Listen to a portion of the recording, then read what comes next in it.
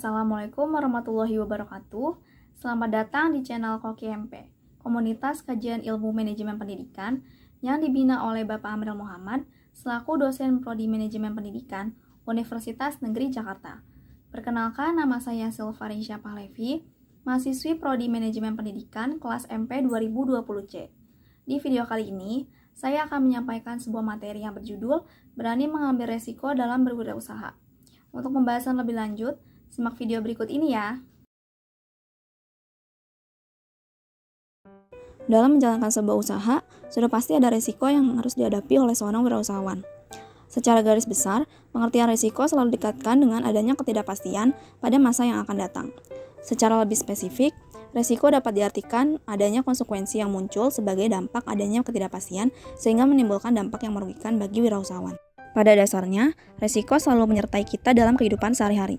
Hanya saja intensitasnya akan meningkat ketika kita melakukan kegiatan bisnis atau wirausaha. Terlebih saat menginginkan keuntungan yang besar dalam berwirausaha, maka risiko yang harus kita hadapi pun akan semakin besar. Keadaan seperti ini dikenal dengan high risk, high return. Dengan memahami konsep risiko dalam wirausaha, kita bisa menjadi lebih siap saat menjalankan kegiatan usaha. Manajemen pengambilan risiko pun dapat dipersiapkan dengan lebih baik. Selanjutnya adalah jenis-jenis risiko usaha. Yang pertama ada risiko keuangan. Risiko keuangan adalah risiko yang mempengaruhi pendapatan usaha. Risiko ini berkaitan dengan permodalan, pendapatan, dan kerugian suatu usaha. Biasanya kurangnya modal untuk pengembangan usaha dapat menghambat laju pertumbuhan dan perkembangan UMKM. Yang kedua ada risiko permodalan. Risiko permodalan adalah suatu risiko yang muncul karena penjualan tidak kunjung meningkat, sehingga menimbulkan kerugian. Jika usaha yang dibangun terus-menerus mengalami kerugian, maka akan sulit untuk mengembalikan modal awal. Bahkan tidak menutup kemungkinan modal wirausahawan akan habis. Oleh sebab itu, seorang wirausaha harus memperhatikan risiko permodalan ini. Yang ketiga, risiko perusahaan. Risiko perusahaan adalah risiko yang terjadi dan berdampak pada kelangsungan hidup perusahaan hingga saham-saham yang ada di perusahaan. Yang keempat, risiko operasional. Risiko operasional adalah risiko yang muncul karena setiap bagian-bagian di usaha tidak menjalankan fungsi dan perannya dengan baik. Terjadinya risiko operasional disebabkan karena beberapa hal, seperti permasalahan SDM, tidak adanya inovasi dan kualitas produk, salah mengambil keputusan, dan lain-lain. Yang kelima, risiko produk. Macam-macam risiko berikutnya adalah risiko produk. Risiko ini menyatu dengan risiko operasional, tetapi letak perbedaannya ada pada output produk atau barang jadi yang telah dihasilkan perusahaan. Dalam sebuah bisnis dari sektor manapun, risiko produk yang merugikan perusahaan hingga ke reputasinya perlu diantisipasi dan dievaluasi kembali untuk meminimalisir dampaknya. Yang keenam, risiko pasar. Risiko pasar merupakan risiko yang bergantung besar pada kegiatan usaha seperti arus penyerahan barang dan jasa dari produsen ke konsumen.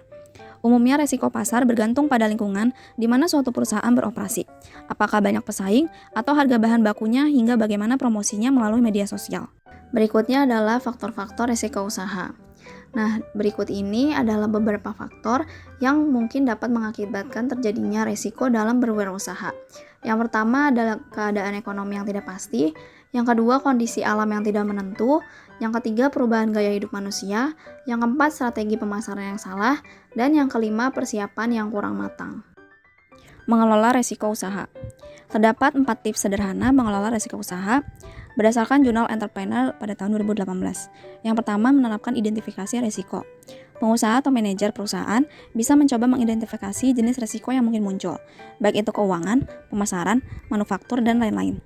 Identifikasi risiko ini dapat membantu dalam mengidentifikasi potensi risiko yang sementara atau akan ada dalam usaha. Yang kedua, peringkat berdasarkan kerugian. Setelah membuat daftar berbagai risiko usaha, saatnya menganalisis dan memeringkatkannya berdasarkan dampak terburuknya. Fokus pada risiko dengan konsekuensi terbesar dan paling sering, terutama untuk usaha sejenis. Yang ketiga, lakukan pemeriksaan risiko. Daftar yang berisi kemungkinan risiko mendatang tidak akan berguna jika tidak ada rencana tindakan yang dapat diterapkan untuk mengatasinya. Menghadapi risiko usaha, ada 4 jenis sikap yang harus pengusaha terapkan, yaitu yang pertama, penghindaran risiko. Tindakan ini biasanya tidak berhasil karena dengan menghindari risiko, maka orang tidak berani mengambil kesempatan untuk mencoba mengatasi risiko dan tidak belajar apapun. Dengan demikian, pengusaha dapat diartikan tidak melakukan tindakan apapun yang dapat mengarah pada realisasi risiko, termasuk kegagalan dalam mengeksekusi strategi perdagangan yang telah disiapkan. Yang kedua, pengurangan risiko. Upaya yang dilakukan untuk meminimalkan kerugian dari risiko yang mungkin terjadi. Terjadinya risiko memang tidak bisa dihilangkan, namun dampaknya bisa diminimalisir semaksimal mungkin. Yang ketiga, pengalihan risiko. Upaya ini dilakukan selain menghindari dan meminimalkan risiko, Pengusaha atau manajer perusahaan juga dapat mentransfer resiko. Pengusaha atau manajer perusahaan dapat memindahkan tanggung jawabnya kepada pihak lain. Yang keempat, menerima resiko. Pengusaha atau manajer perusahaan hanya bisa membiarkan kerugian terjadi. Tindakan ini dapat dilakukan jika tidak ada jalan atau solusi yang bisa dilakukan lagi untuk mengatasi resiko yang telah terjadi. Perlu diingat juga bahwa jika dampak kerugian terlalu besar, lebih baik menghindarinya daripada menerimanya. Yang keempat, pemantauan dan kontrol.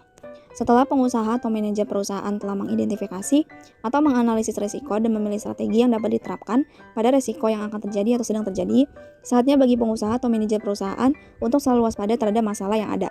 Jika masalah telah menjadi risiko nyata dan menyebabkan krisis, inilah saatnya bagi pengusaha atau manajer perusahaan untuk menyelesaikannya atau menilai apakah tindakan untuk mengatasi risiko ini berjalan sesuai rencana. Sekian materi yang dapat saya sampaikan. Semoga dapat bermanfaat bagi kalian yang menontonnya. Jangan lupa like, komen, dan subscribe ya. Wassalamualaikum warahmatullahi wabarakatuh.